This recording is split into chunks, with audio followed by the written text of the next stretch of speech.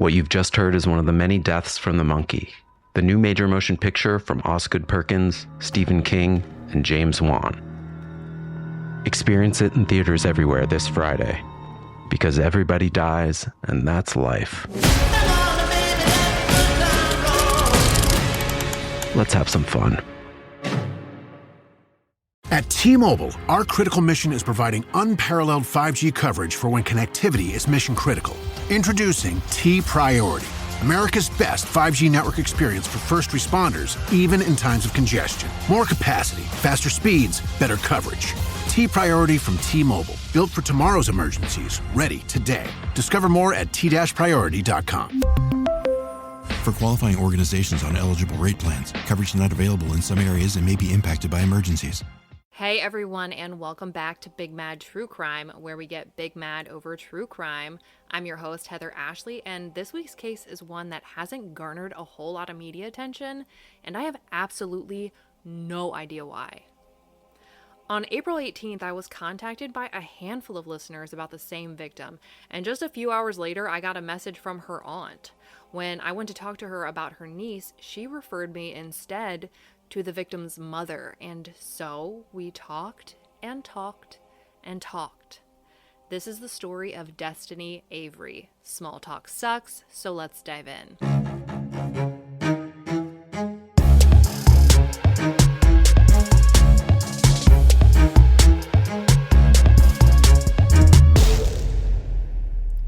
Dystynee Avery was born into an extraordinarily normal family in Denver, Colorado. She was the youngest of three girls and loved playing sister, sister, sister. Like marriages sometimes do, her parents didn't work out and split when she was only 2 years old. Her mother, Doreen, didn't have anywhere to live at the time, so Dystynee went to live with her father. Once Doreen got her affairs in order and a home big enough for the kids, Robert fought to keep Dystynee with him.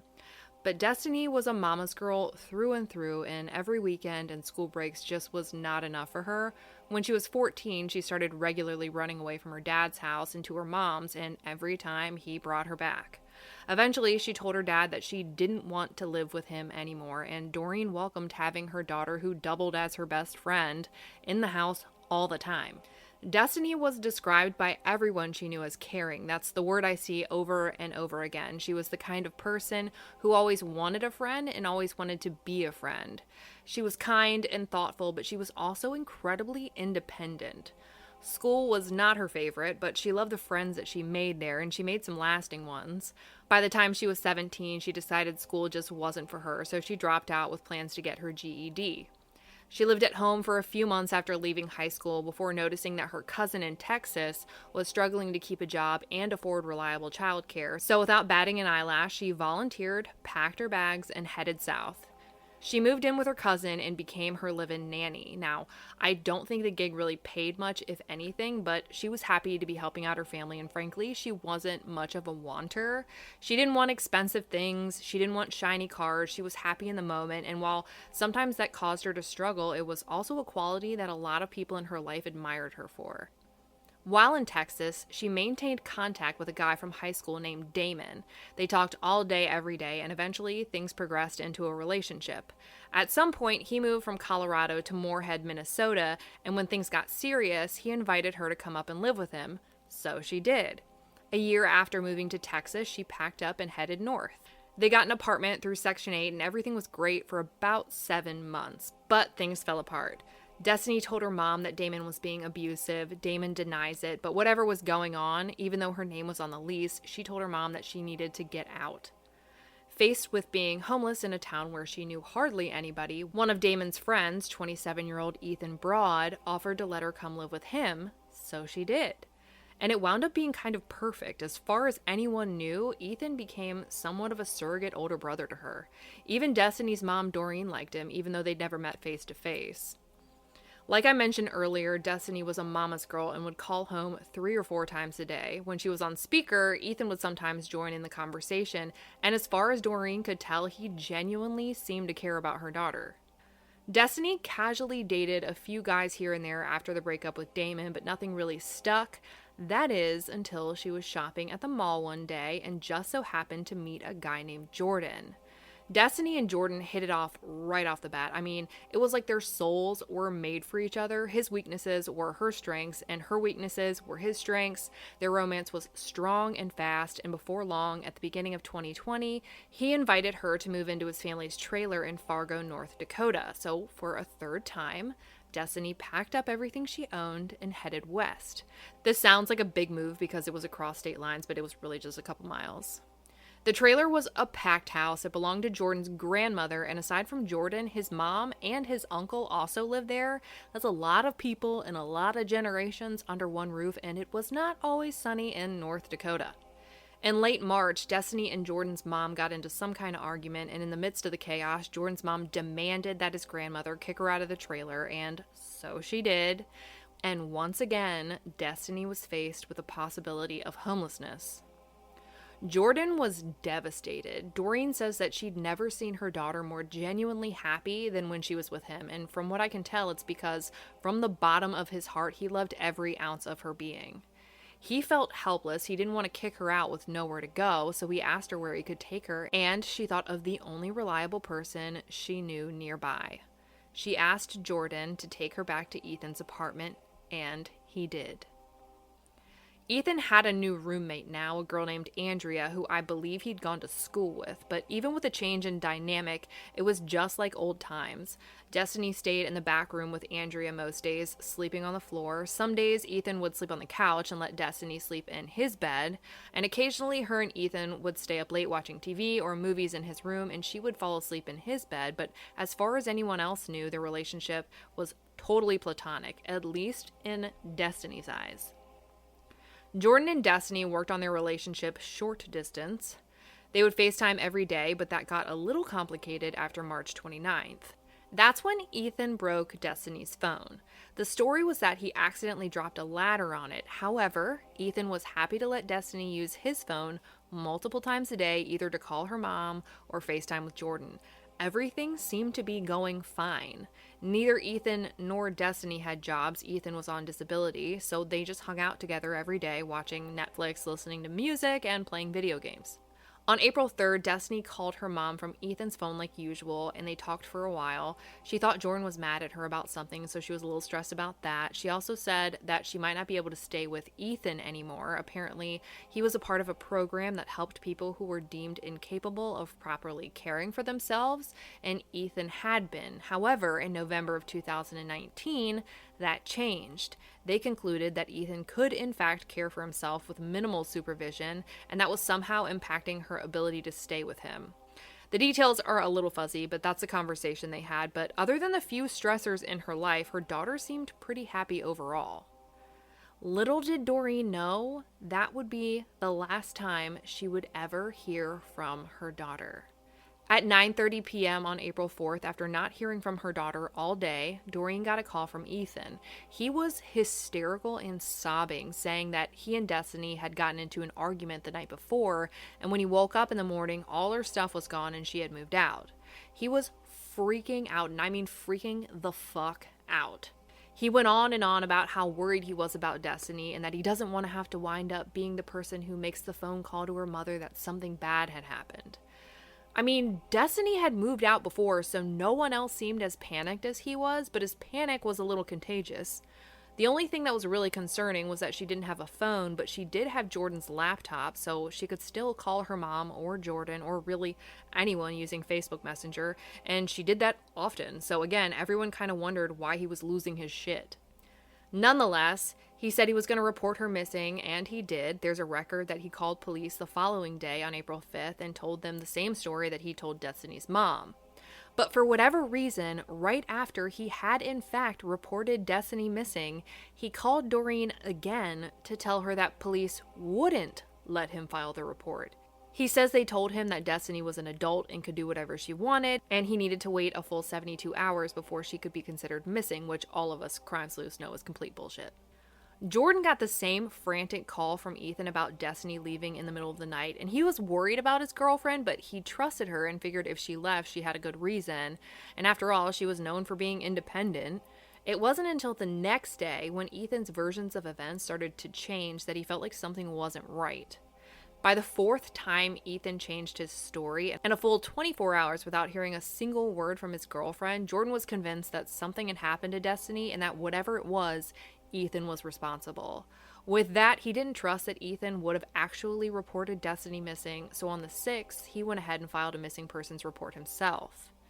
Doreen waited and trusted that Ethan and Jordan had filed those reports, but absolutely no one contacted her about her missing daughter. So, on the 9th, Doreen called the police herself to report her daughter missing just to make sure it had been done, but she was told that 2 people already had. Absolutely 0 people had told Ethan he couldn't file that report. He had, in fact, filed a missing persons report for Dystynee, so why did he lie about it? And more importantly, with 2 active missing persons reports out on her daughter, why hadn't a single person called Dystynee's own mother to let her know that her daughter was missing, or, just to check and see if maybe she had just gone home? There were now 3 active missing persons reports filed for missing Dystynee Avery, and not a single peep was made about it. It was crickets, and her family just waited and waited for what seemed like forever for any update on what was going on.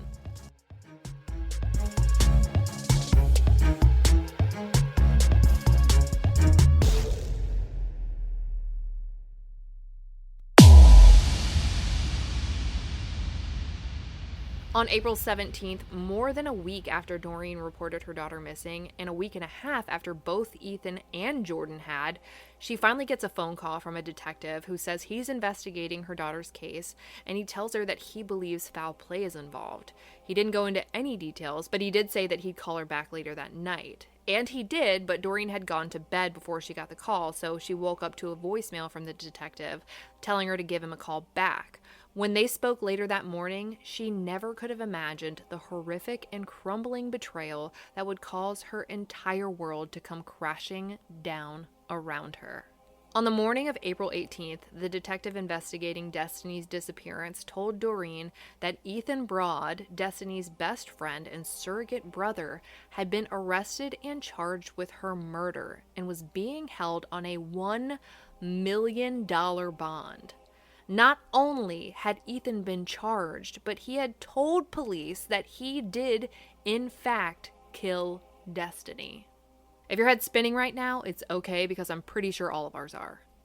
Doreen had to process the fact that the man she had grown to love as a son and the man who Dystynee considered her big brother had murdered her daughter. She wasn't a missing person anymore. She was dead. And while charges are usually the end of a case, in this one, they were just the beginning. According to court documents, Ethan had been brought to the police station for a follow-up interview on April 17th. In that interview, he confessed to police that Dystynee had never been missing at all and that she had been dead all along. He blew everyone's minds when he told them that on the evening of April 4th, he had taken Dystynee's dead body across the parking lot and into his apartment's detached garage, where he then dismembered her, put her body parts in garbage bags, and then threw them into the apartment dumpsters. And while Ethan admits to all of this, he claims he is not the one who killed her. Which is where we know he's a lying sack of crabs, who dismembers the body of their best friend after someone else kills her.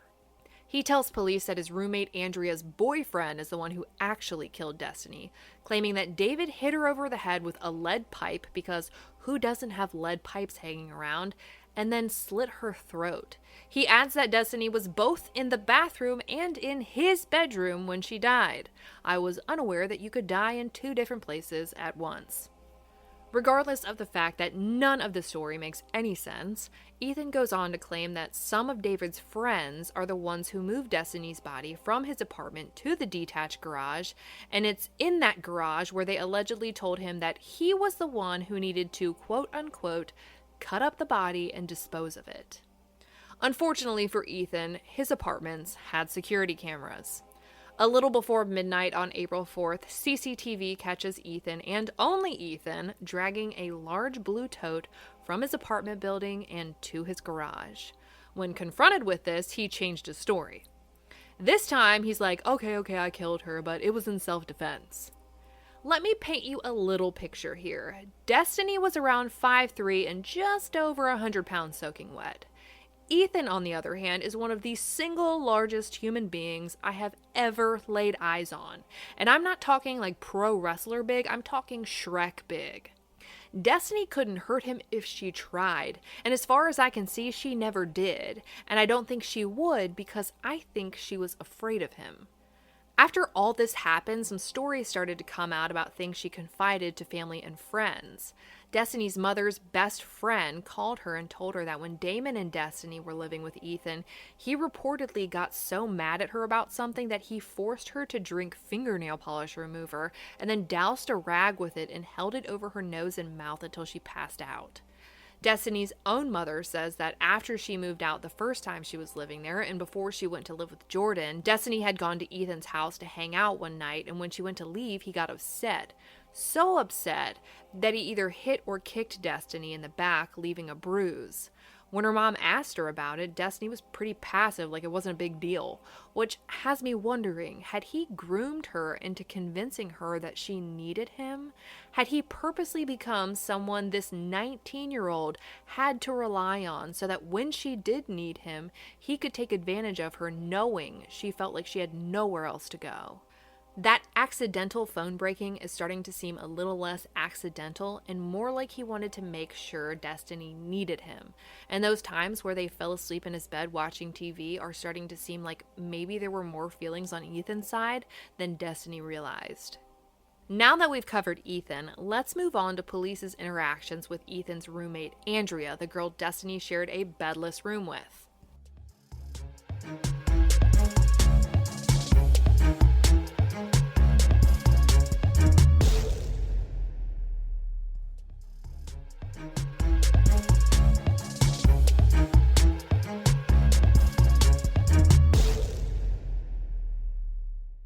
When Andrea was first questioned about Dystynee's disappearance, she told police that she figured Dystynee had probably just tried to hitchhike back to Colorado or Texas, knowing that's where her family was.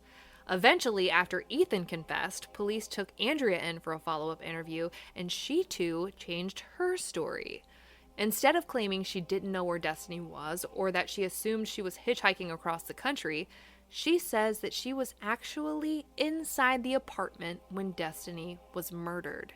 According to Doreen, Andrea came home from work around 5:30 p.m. the night of the 4th and could hear Dystynee and Ethan arguing in the back bedroom. Now, the back bedroom is not Ethan's bedroom where he claimed the murder took place. The back bedroom is the one that Dystynee and Andrea shared. In court documents, Andrea says that Ethan came out of the back bedroom and casually told her that Dystynee may claim that he tried to rape her. I'm sorry, what? In what scenario do you warn someone that another person may claim that you tried to rape them, unless you actually tried to rape them? And why are you telling her this? I want you to note here that Dystynee didn't come out of that back bedroom when he went to tell Andrea this, which confirms that fear I think she may have had of him. Andrea didn't freak out, she didn't call police, she didn't even leave the apartment. Instead, she sat on the couch and listened to them continue their argument. Until she heard the thuds, and the arguing stopped. Ethan then walked out of the bedroom to deliver yet another grim message. This time, he told Andrea that he had just hit Dystynee over the head with a lead pipe and cracked her skull open. But Dystynee wasn't dead. After Ethan told Andrea what he had done, he told her that she needed to leave. So Andrea grabbed her things, headed out the apartment, and heard Dystynee let out the last words anyone would ever hear her say. I'm sorry. Andrea left the apartment like she was told, but she didn't check on the girl she referred to as her little sister, and she didn't call police. Instead, she drove to her boyfriend David's house. Andrea gets to David's house and tells him what happened, and for whatever reason, he doesn't call police either. Instead, they hang out for a couple of hours, and then both of them go back to Ethan and Andrea's apartment knowing what had just happened. When they get there, they immediately see Ethan, but now he has blood on his face. There was no blood on his face when she left, so something happened between then and now, within a couple of hours, where he's still in the apartment and there's now more blood than there was before. And that's when Andrea makes herself a sandwich. Ethan tells the couple that he had just committed a murder. Dystynee was not just potentially raped and definitely beaten, she had now been murdered, and not a single one of them ever tried to stop it or even report it. Andrea Payne was charged with accomplice after the fact regarding second-degree murder on April 21st, 4 days after Ethan was arrested. Her bond is set at $500,000. But now, let's talk about the third player, David. David is Andrea's boyfriend and the person Ethan initially tried to pin the murder on before admitting that he was the one who killed her. According to court documents, David's version of events goes as follows. Andrea left the apartment and came to his place, and while she was there, Ethan called him to tell him that he had just murdered Dystynee.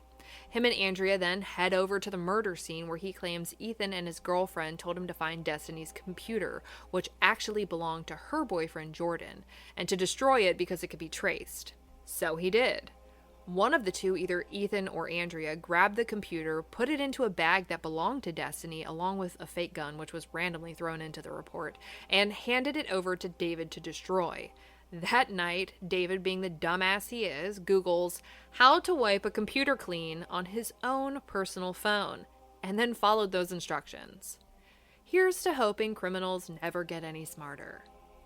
David Erno was charged with accomplice after the fact regarding second-degree murder on April 23rd, 2 days after his girlfriend was arrested on the same charges. His bond is set at $500,000. But wait, there's a fourth person. This is when the king of consonants comes in, Brandon Erbstosser, Erbstoesser.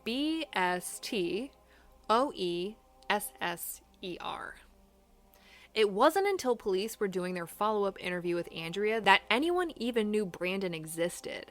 She told police that she called Brandon the night of the 5th, the day after Dystynee's murder and dismemberment, and while on the phone, she casually tells him about how Ethan had killed Dystynee the night before, dismembered her, and thrown her body parts into the dumpster outside their apartment, where she stayed for a week before their regularly scheduled trash pickup. But he already knew that. Ethan had actually called him twice on the night of the murder. And do you think he called police? Absolutely not. But he did come over to hang out, at the apartment with a gaggle of misfits who all managed to band together to commit and cover up a gruesome murder and eat fucking sandwiches. None of them ever once thinking, maybe I should call 911. Police initially interviewed Brandon on April 17th, where he remembered getting the call from Andrea where she told him about the murder, but he claimed that he didn't know Ethan aside from seeing him the night after the murder when Andrea invited him over. But alas, criminals are stupid. The police pull phone records and discover that's a lie, so they interview him again on the 20th, and that's when he finally breaks down and admits that Brandon did in fact know Ethan, and they were so close that he volunteered to be the crime scene cover-up consultant of Dystynee Avery's murder. When Ethan called him the night of the 4th, Brandon instructed him to get rid of all of Dystynee's stuff, call the police and report her missing, and call her family and tell them that she had run away. According to court documents, he also told Ethan not to have any electronic communication about the murder because it could be traced. As if this whole gaggle of misfits wasn't blabbing their mouths to each other anyways. Brandon goes a step further, though, and actually comes over that night to do a walkthrough of the apartment with Ethan and Andrea to make sure all of Dystynee's stuff was gone and that all the blood had been cleaned up. But they did a shitty job. The blood was found still pink on the carpets after Ethan tried to get it up with bleach, and plenty of Dystynee's stuff was found still in the apartment when police conducted further search warrants. They were the 4 best friends that anyone could have that killed their 5th best friend and then band together like a brotherhood of morons, thinking they'd watched enough Investigation Discovery to think they knew what the fuck they were doing. Brandon was not arrested after his April 20th interview. In fact, 5 days later, on April 25th, he posted an article about Dystynee's murder on his Facebook account. It wasn't until May 1st that Brandon was finally arrested for felony obstruction. His bond was set at $300,000. And in perfect timing, a guy named Nick commented on that link he had shared about Dystynee's murder, saying, "Sharing this really didn't age well for you, did it, Brandon?" Then linked an article from Valley News titled "Fourth Person Arrested in Moorhead Teen's Murder." It was him. Brandon was the fourth and final arrest. According to Dystynee's mother, they believe that Ethan and Dystynee did get into an argument the night of the 4th. Over what, who knows, and Ethan hit her over the head with what he refers to as a lead pipe, though I can't imagine he legitimately had a lead pipe lying around unless this was premeditated. When he hit her over the head, he did crack her skull, but she wasn't dead, and Ethan needed her dead. Why? My guess is that it has to do with a rape allegation. He needed to make sure Dystynee couldn't talk. So he carried her into the apartment bathroom, put her into the bathtub, and slit her throat. Once Dystynee was dead, he put her body into a blue tote, closed the lid, and dragged her across the apartment complex parking lot and into his detached garage, where he then used his woodworking tools to dismember her body. Several totes were found with her blood in them, one with much more than the others, likely the one he put her in to take her to the garage, and human tissue was also found on a saw in the garage. Ethan then bagged up the pieces of Dystynee's body, put them into garbage bags, and one by one placed them into the community dumpsters, knowing that the trash had already been picked up earlier that morning and knowing they would sit there for another week. Police were able to pull surveillance of the garbage pickup and identify the exact truck that picked up the exact dumpster Dystynee was placed in and began searching the landfill. On April 22nd, they finally found Dystynee. And that's all her mother knows. Doreen doesn't know how much of her daughter they found, if they found all of her remains, if they only found some of them. All she knows is that they found her, at least some of her. According to an officer I spoke to at the Clay County Jail, none of the 4 misfits from hell have any court dates scheduled due to Corona shutting everything down.